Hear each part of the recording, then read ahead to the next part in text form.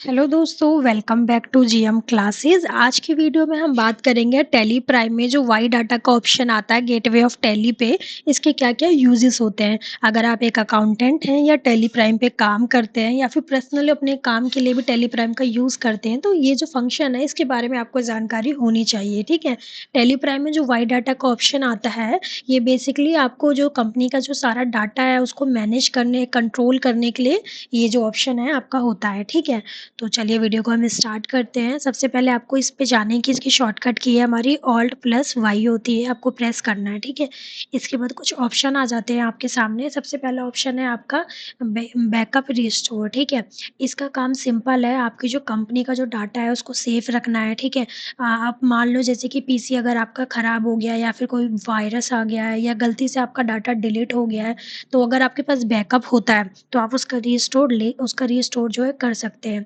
ठीक है, कभी-कभी हम ऐसा भी होता है कि हम काम करते हैं और डेली का हम अपना सेट कर देते हैं कि हमारा जो डाटा है टैली का वो डेली बैकअप ले। ठीक है, कल को आपको टैली चेंज करना है, जैसे कोई दूसरे सॉफ्टवेयर भी आपको लेना है या फिर दूसरी टैली लेनी है, तो आप उसमें अपना जो डाटा है उसको ट्रांसफ़र कर सकते हैं। इससे आपका डाटा भी सेफ रहता है।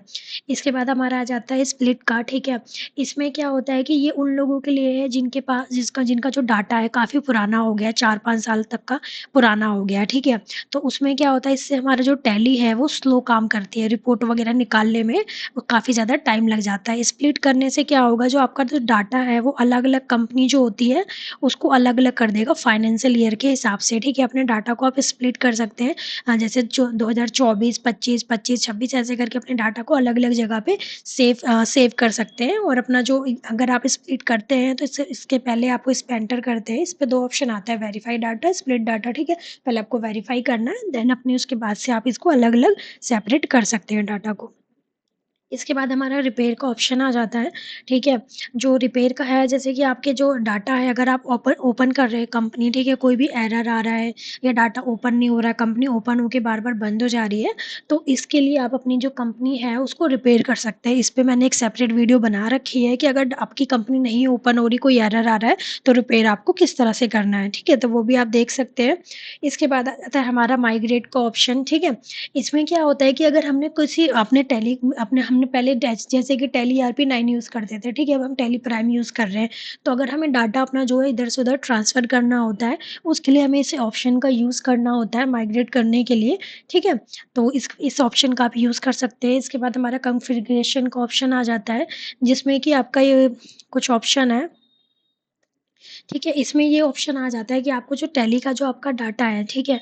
उसको यहाँ पे आपको कहाँ पे सेव कर सकते हैं, कहाँ पे आपको सेव करना है। और यहाँ पे ये भी ऑप्शन होता है कि टैली में आप अपना ये ऑप्शन इनेबल कर देते हैं, जिससे कि टैली जो है ऑटोमेटिक आपका जो डाटा है, उसका बैकअप खुद ही लेती रहती है टाइम टू टाइम। और अपना जो डाटा है आपको किस पाथ में सेव करना है, वो आप यहाँ से जाके सिलेक्ट कर सकते हैं, ठीक है? तो ये कुछ ऑप्शन थे हमारे, जिसके बारे में आपको जानकारी होनी चाहिए अगर आप टैली का यूज़ कर रहे हैं, जिससे कि आप अपना टैली के जो डाटा है उसको सेफ रख सकें।